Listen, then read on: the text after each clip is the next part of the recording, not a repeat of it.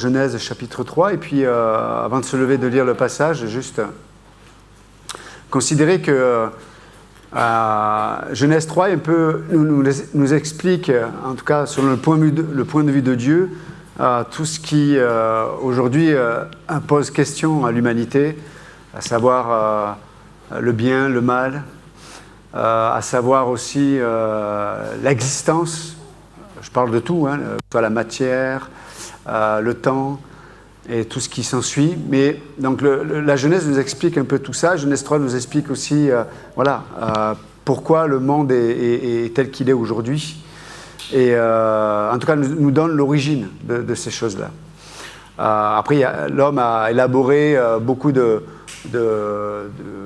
concepts concernant le bien et le mal. Certains qui pensent que dans une forme de dualisme, que le mal et le bien ont toujours préexisté, et que dans le mal il y a un peu de bien, dans le bien il y a un peu de mal, le yin et le yang, etc. Mais souvent on imagine le mal et le bien se confronter, mais comme s'ils avaient une force égale. Or ce n'est pas le cas. Ce n'est pas le cas. La seule chose, c'est que Dieu n'est pas juste une force, il est quelqu'un. Et par définition, il nous a créé à son image, qui est bien supérieure à ce que le diable propose. Parce que quand le diable va tenter Ève, il lui dire « Si tu manges le fruit de l'arbre de la connaissance du bien et du mal, vous serez comme des dieux. » Alors que Dieu avait déjà créé l'homme à son image. Donc dans une vision supérieure à ce que proposait le serpent. Mais on peut voir que, oui, Dieu en tant qu'être personnel, nous a créé tout être vivant, notamment que ce soit les anges ou les êtres humains, mais il nous a créé avec cette liberté de choisir, d'avoir une relation avec lui. Mais comme Dieu est saint, parfaitement saint, comme Dieu est omniscient, omniprésent, immuable, omnipotent. Donc, il y a en Dieu des choses qui ne sont pas dans ses créatures.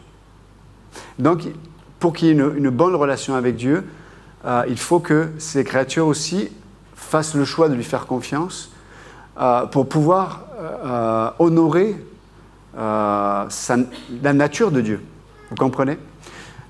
Et pour honorer la nature de Dieu, le seul moyen de pouvoir avoir cette relation avec lui, c'était de rester dans la couverture qui est l'obéissance.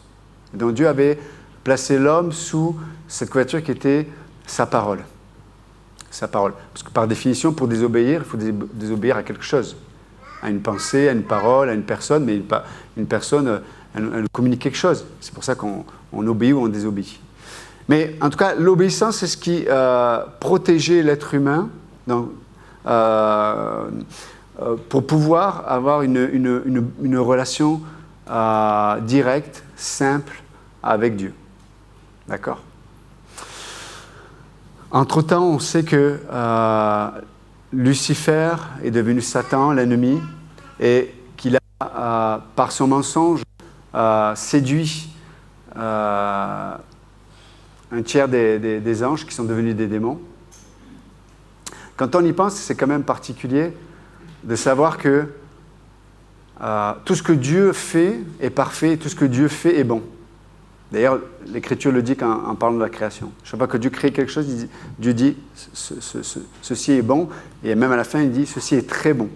Mais on imagine que quand Dieu a créé les anges, c'était la même chose. Mais avant Lucifer, c'est intéressant de penser que le mal n'existait pas. Ça veut dire que la séduction qui a opéré dans le cœur de Lucifer est venue de lui-même. Parce qu'il avait le choix de prendre des décisions. L'Écriture nous dit la séduction est venue à cause de l'orgueil. À cause de l'orgueil.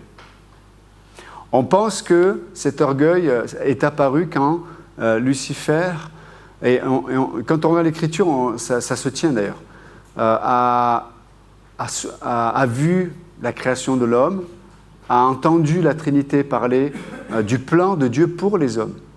Et pour lui, il y a quelque chose qui s'est créé.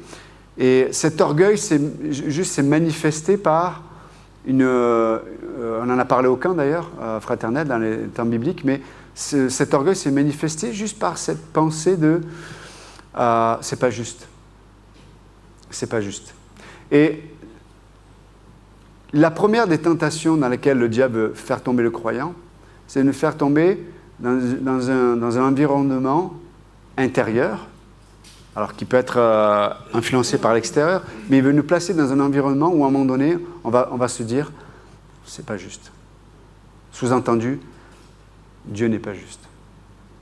Dieu n'est pas juste. J'ai trop de choses, trop de responsabilités. J'ai trop de mauvaises expériences, ou j'ai pas assez de capacité, j'ai pas assez de ceci, ou j'ai pas assez de cela. Mais peu importe.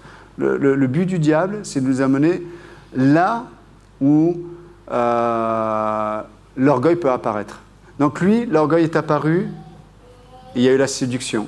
Son cœur a été séduit par sa propre... C'est intéressant, l'orgueil et la séduction sont des frères qui marchent toujours ensemble.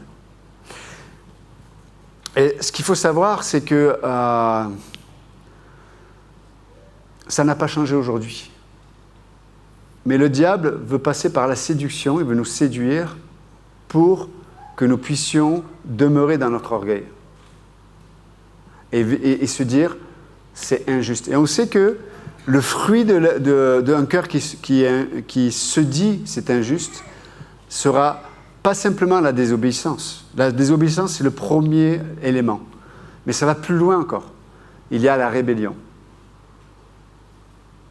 Si vous lisez Ephésiens 2, le verset 2, il est dit que nous étions enfants de colère. Et on sait que c'est la colère, ça parle de la rébellion dans le cœur. C'est-à-dire, on n'a pas simplement désobéi, c'est-à-dire le péché, c'est la désobéissance. Mais l'iniquité était trouvée dans le cœur, il y a une rébellion qui a été trouvée. Et on sait que la rébellion, c'est une opposition à l'autorité. Et entre parenthèses, chaque fois qu'il y a de la rébellion, il y a une recherche du plaisir qui est toujours associée. Si vous regardez en 68, quand il y a eu une rébellion dans notre pays, les gens se sont émancipés de toute forme de normes morales.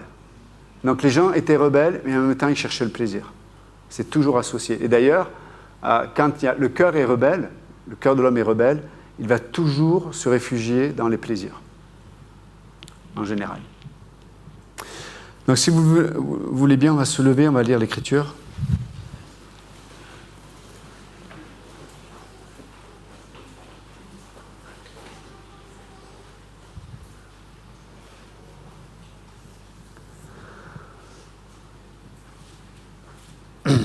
Le serpent était le plus rusé, donc Genèse chapitre 3, verset 1. Le serpent était le plus rusé de tous les animaux des champs que l'Éternel Dieu avait fait. Et dit à la femme, Dieu a-t-il vraiment dit, vous ne mangerez pas de tous les arbres du jardin? La femme répondit au serpent, nous mangeons du fruit des arbres du jardin, mais quant au fruit de l'arbre qui est au milieu du jardin, Dieu a dit, vous n'en mangerez point, vous n'y toucherez point, de peur que vous ne mouriez. Alors le serpent dit à la femme, vous ne mourrez point, mais Dieu sait que le jour où vous en mangerez, vos yeux s'ouvriront et que vous serez comme des dieux, connaissant le bien et le mal. La femme vit que l'arbre était bon à manger et agréable à la vue, et qu'il était précieux pour ouvrir l'intelligence. Elle prit de son fruit et en mangea. Elle en donna aussi à son mari qui était auprès d'elle, et il en mangea. Les yeux de l'un de l'autre s'ouvrirent, ils connurent qu'ils étaient nus, ayant cousu des feuilles de figuier, ils s'en firent des ceintures. Alors, ils entendirent la voix de l'Éternel Dieu, qui parcourait le jardin vers le soir. Et l'homme et sa femme se cachèrent loin de la face de l'Éternel Dieu, au milieu des arbres du jardin. Mais l'Éternel Dieu appela l'homme et lui dit, « Où es-tu » Il répondit, « J'ai entendu ta voix dans le jardin et j'ai eu peur, parce que je suis nu et je me suis caché. » Et l'Éternel Dieu dit, « Qui t'a appris que tu es nu » est-ce que tu as mangé de l'arbre dont je t'avais défendu de manger? On va arrêter là. Vous pouvez vous asseoir. Donc, alors dans ce passage, il parle du serpent. Dans l'Apocalypse, nous voyons que, et dans d'autres passages de l'Écriture, on peut voir que c'est vraiment le diable qui a sûrement possédé cet animal. Mais quand on regarde un peu ce que l'Écriture dit, déjà le serpent, et je regardais un peu en hébreu ce que ça signifiait. Serpent, ça signifie enchantement, deviner, observer les signes, apprendre par expérience, observer attentivement. Ça parle aussi de dire la bonne aventure, des présages. Mais donc c'est intéressant de voir que le titre même du serpent lui conférait, même avant que le diable l'utilise, lui conférait une qualité qui était celle de pouvoir observer les choses et de les analyser avec exactitude. Et c'est pour ça que l'Écriture dit que voilà, le serpent était le plus rusé de tous les animaux, parce qu'il avait cette capacité à observer et à prendre des décisions selon l'observation. Et alors, on ne sait pas si à cette époque-là, les animaux pouvaient communiquer avec les êtres humains. On pense que, comme Adam et Ève étaient encore dans la sphère de l'innocence, même si Satan a possédé le serpent et puis a parlé avec un langage que comprenait Ève, sûrement elle ne s'est pas posé la question, savoir d'où ça pouvait venir. Mais après, il y a plein de spéculations, je ne vais pas entrer, ce n'est pas le sujet ce matin. Mais c'est intéressant de voir que, par définition, le diable s'est servi d'un être qui était le plus sujet, en tout cas, à pouvoir s'approcher de l'homme et communiquer une pensée d'iniquité. Ce que je veux dire par là, c'est que peut-être si le diable avait utilisé, je ne sais pas, un bœuf ou une chèvre, là, ça aurait été trop flagrant, vous comprenez? Ça aurait été, non, la chèvre, elle n'est pas rusée. Donc, tu ne me parles pas comme ça, quoi. Hein? Ou, je ne sais pas, moi, un âne, même si dans l'Écriture, l'autre animal qui est parlé, c'est un âne, mais voilà, peut-être qu'Ève aurait dit, là, il y a anguille sous roche. Même si l'anguille est là-bas. Mais, donc, le diable utilise toujours des stratégies qui, premièrement, ne sautent pas à la vue. Quand on le voit, on ne voit pas forcément le piège. Vous comprenez? Donc, il fait attention, dans les premiers rapports à la séduction avec l'être humain, il fait attention que le contraste ne soit pas trop grand. Toujours. Donc, quand il veut semer quelque chose, le diable, c'est quelqu'un qui... On va parler de Dieu aussi, hein, mais c'est important de connaître notre ennemi. Mais le diable est un être qui utilise des principes qui fonctionnent parce que ce sont des principes divins. Mais c'est quelqu'un qui sait construire pour déconstruire. C'est quelqu'un qui construit et qui est patient. Et on peut voir que dans ce passage de l'Écriture, on peut voir qu'il construit quelque chose. Il construit une pensée sur laquelle l'homme et la femme vont s'appuyer pour arriver à une conclusion. De la même façon, quand nous mélangeons la foi à ce que nous entendons de la parole de Dieu, nous nous appuyons sur la pensée de quelqu'un qui est Dieu. Et du coup, nous arrivons à une conclusion qui est celle que Dieu voudrait. C'est pour ça que la parole est l'élément essentiel pour la vie chrétienne. On va dire, toute notre existence en tant que croyant doit tourner autour de la parole. Parce que c'est là que Dieu va pouvoir construire quelque chose dans notre existence, par le Saint-Esprit. Mais pour le coup, le diable fait la même chose. Donc, il veut nous donner quelque chose, une pensée, c'est toujours par la pensée, il veut nous donner toujours une pensée sur laquelle il va pouvoir construire. Parce qu'il est quelqu'un qui observe. Donc, il sait, il connaît les malédictions de génération, il connaît les familles, il connaît, peut-être pas lui directement, mais il a tout un réseau, un système qui fait qu'il connaît le cœur de l'homme et il connaît plus ou moins comment les choses se passent. Et donc, c'est pour ça dans Ephésiens 6, quand il dit « Nous n'avons pas à lutter contre la chair et le sang, mais contre des principautés, des dominations de ce monde de ténèbres, etc. » Ça parle de hiérarchie, ça parle d'un système militaire bien élaboré, vous comprenez? Donc, quand on voit dans Matthieu 4, quand il va tenter Jésus, il y a un passage dans Matthieu 4, il dit qu'il va venir 40 jours, au 40e jour pour tenter Jésus, mais dans Luc, il est dit qu'il le tentait tous les jours. Ça veut dire qu'il sapait Jésus petit à petit. De la même façon, il a la même stratégie sur le croyant. Alors, selon ce qu'il peut observer, il peut venir et amener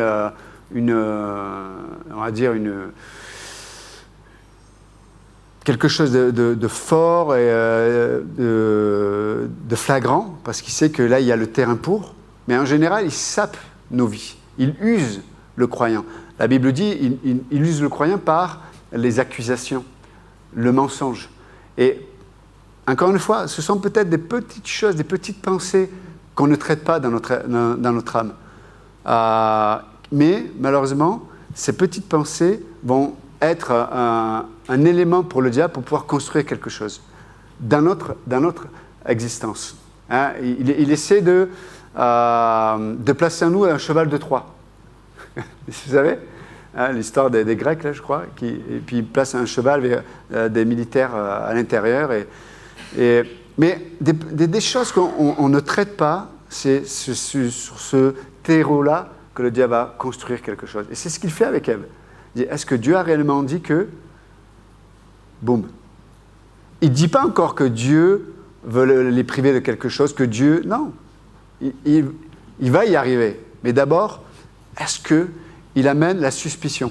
Vous savez, c'est pour ça que l'Écriture nous encourage à... Le juste vivra par la foi. Nous sommes appelés à vivre dans la sphère de la foi. L'élément que le diable veut placer en nous, c'est la suspicion qui est nourrie par l'incrédulité.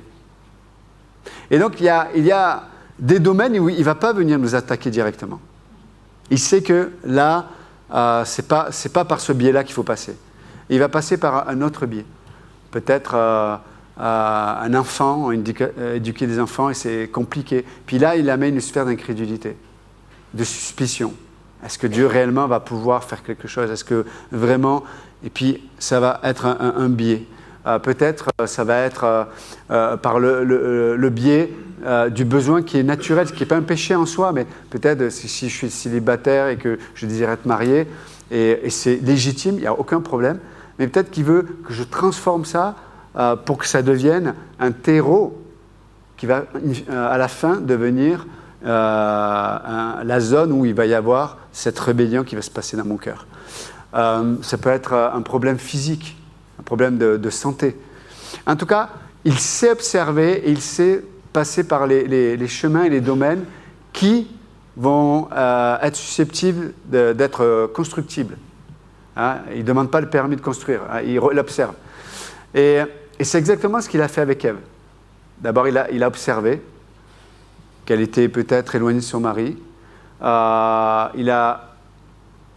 Peut-être qu'elle était proche de l'arbre de la connaissance du bien et du mal, sûrement parce qu'il va lui présenter. D'accord? Donc, il observe, il regarde, il cherche le bon moment pour savoir comment venir placer en nous de la suspicion.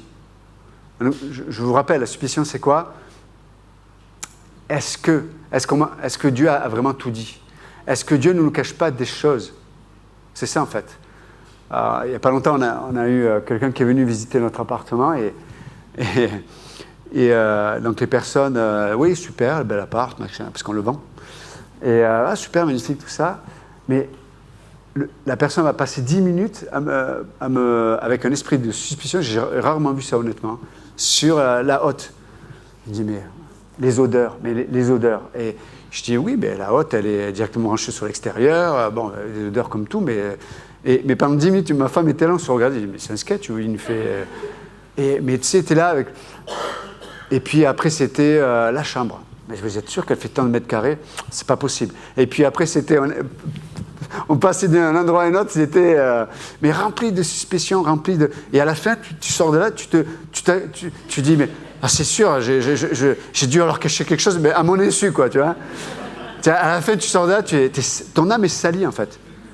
Et tu t'introspectes, tu dis, est-ce que vraiment j'étais intègre? Est-ce que vraiment j'ai communiqué? Et tu te poses, et tu rentres dans quelque chose de bizarre, quoi. Le diable fait ça avec nous. Il amène cet esprit-là, il amène ces pensées-là. Il amène des gens comme ça aussi. Et c'est pour ça qu'il faut faire extrêmement attention à ça, parce que quand ça rentre en nous, ça va être un terreau pour construire. Donc la suspicion qui va amener l'incrédulité. Parce que si je n'ai pas confiance, si inconsciemment je n'ai pas confiance en quelqu'un, comment je peux le croire? Comment je peux donner crédit à ce qu'il va dire? Vous êtes d'accord avec moi? C'est ce que le diable fait. Il amène cette suspicion, donc voilà, sur ma santé, sur mon avenir, sur le salut, la vie éternelle, ce que vraiment...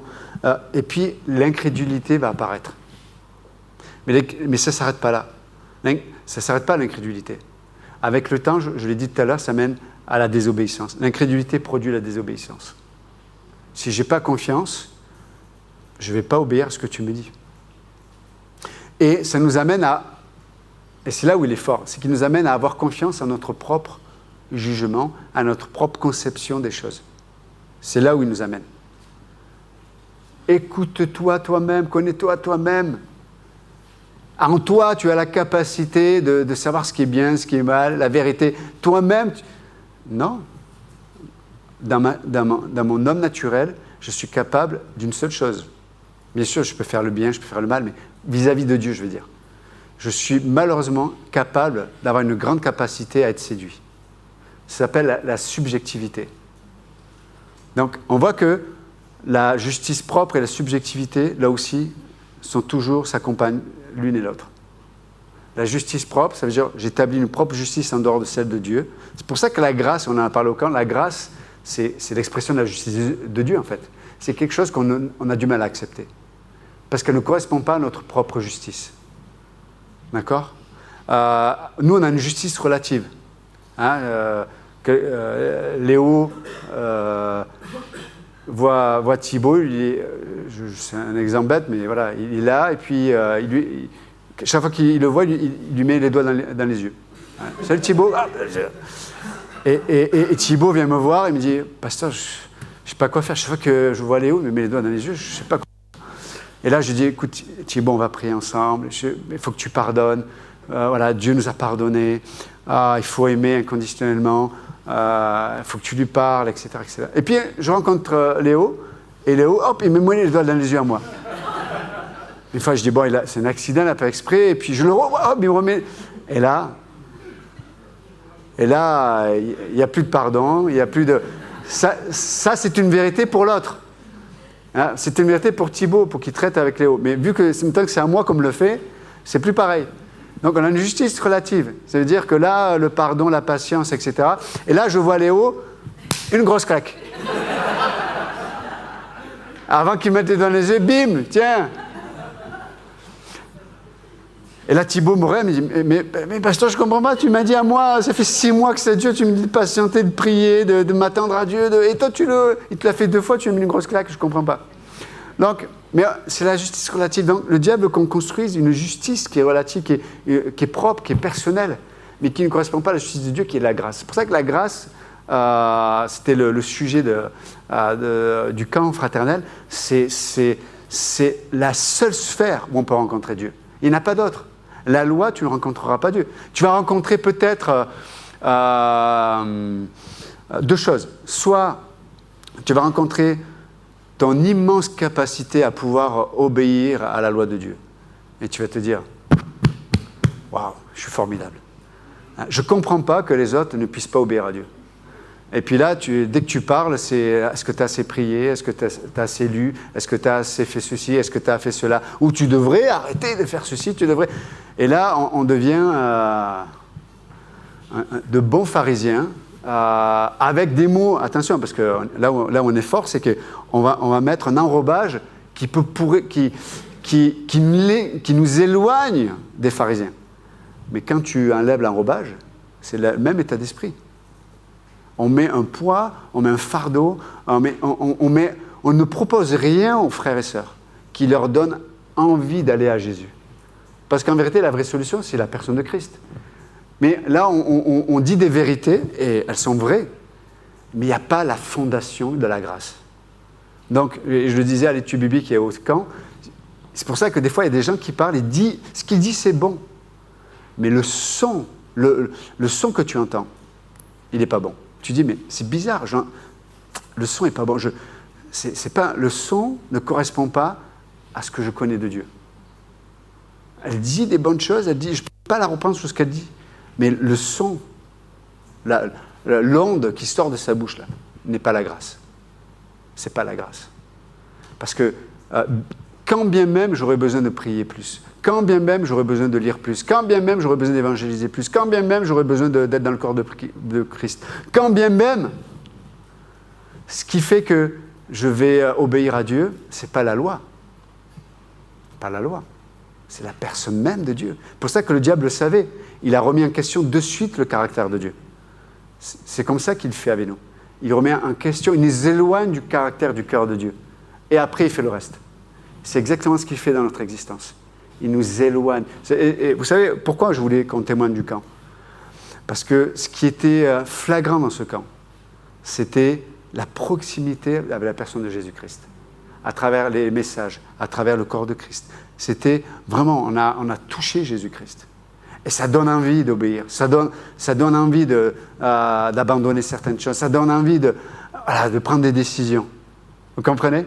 Il n'y a pas quelqu'un qui vient avec un bâton en disant « prie, lis, étudie ». Non, non. La personne de Dieu, lorsque la grâce est communiquée, ça dépeint Jésus-Christ, on le disait au camp, et quand Christ est dépeint, quand Christ est glorifié, quand Christ est élevé, il nous attire à lui. Il nous attire à l'obéissance. Ça, c'est la grâce. C'est une puissance. C'est pour ça que dans Tite 2:11, il est dit que c'est la grâce de Dieu, source de salut pour tes hommes, qui a été manifestée. C'est elle.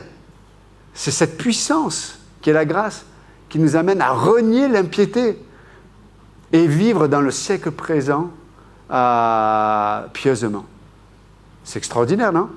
Mais c'est ce son-là qui nous amène à... Et donc, le diable veut nous éloigner du cœur de Dieu pour pouvoir nous faire vivre selon des règles où il n'y a plus la vie, où il n'y a plus la personne même de Dieu. Et ça devient fatigant, ça devient lourd, et on devient sujet à ce que je viens de dire, suspicion, incrédulité, désobéissance et rébellion. On va s'opposer. Donc, et comme le diable sait faire les choses, il nous permet d'être dans l'église, d'écouter, d'étudier, de venir le dimanche, etc., etc. Mais il nous prépare à ce que la rébellion, à un moment donné, puisse sortir de façon flagrante.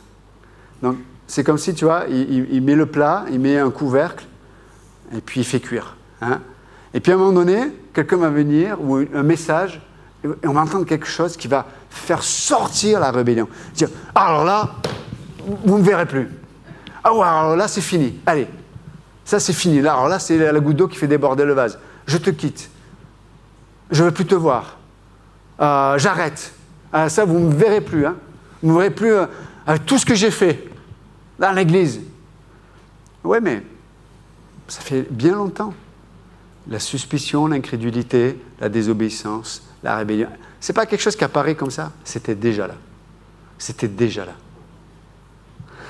Et donc, notre protection, mes amis, pour finir, c'est vraiment la parole de Dieu.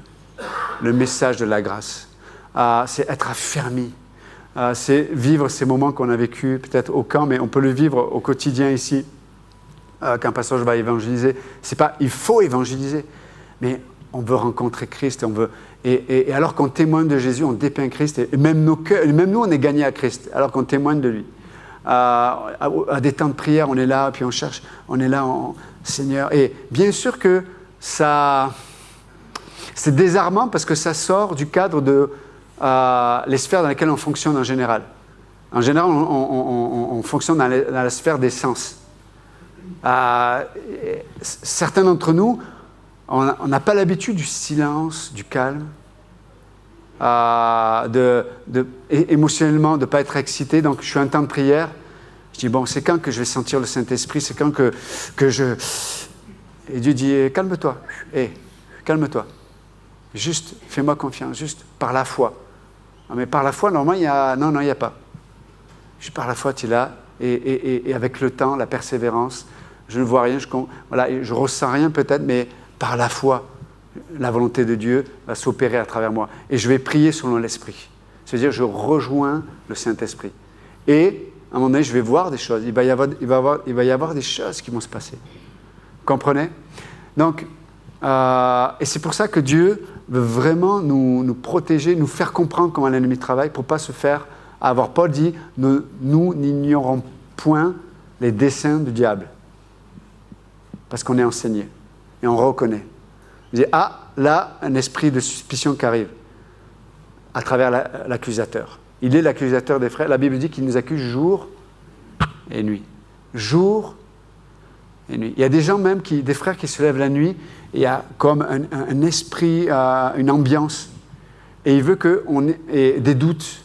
Et il veut que le croyant s'identifie à cette expérience-là. Et du coup, vous avez des croyants qui n'arrivent plus à être entiers dans la façon dont ils reçoivent de Dieu. Ils se disent, voilà, on parle de ça, ça me touche, etc.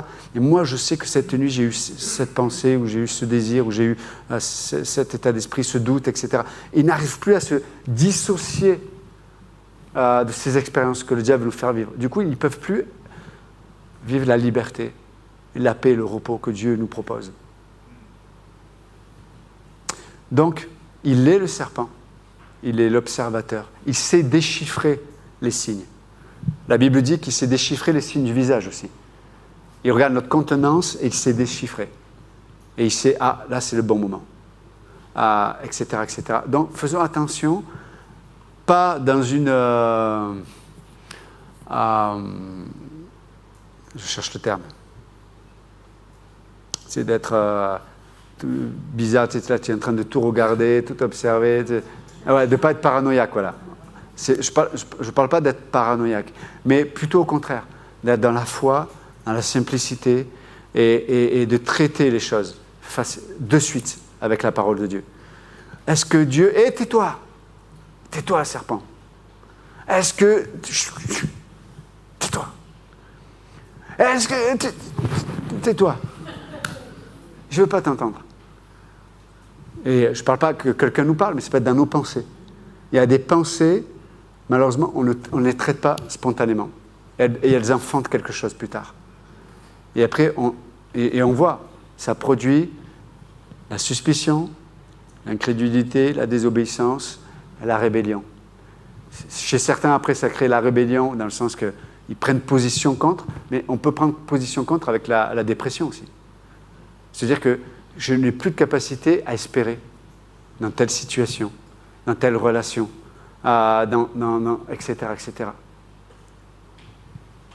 Ne laissons pas le diable nous voler ce que Dieu a payé chèrement pour nous donner, à cause du Fils.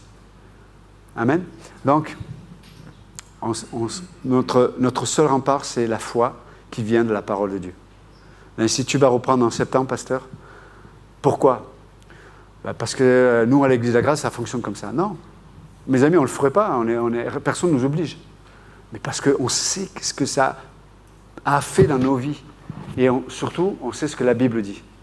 Et on vient et on dépeint, on décrit Christ à travers sa parole. Et ça crée des croyants qui ont un rempart dans leurs âmes. La parole de Dieu. Pour autant qu'on y mélange la foi, bien sûr. Ça veut dire juste, on est simple, on se dit, hey, c'est pour moi. Que Dieu vous bénisse. Merci encore, on va juste prier. Père Céleste, merci encore pour ta parole. Merci Seigneur parce que tu veux nous garder de la subjectivité,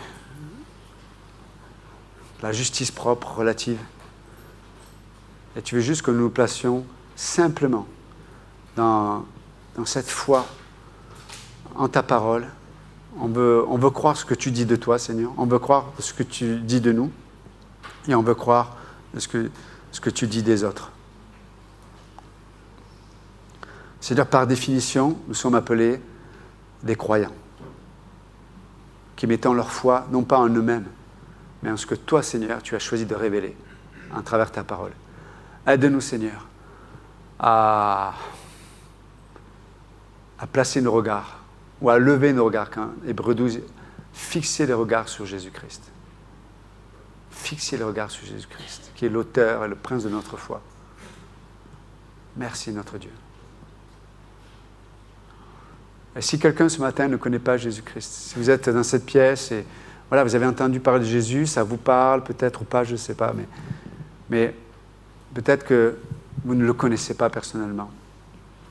La Bible dit que celui qui reçoit le Fils a la vie et celui qui ne reçoit pas le Fils est déjà condamné.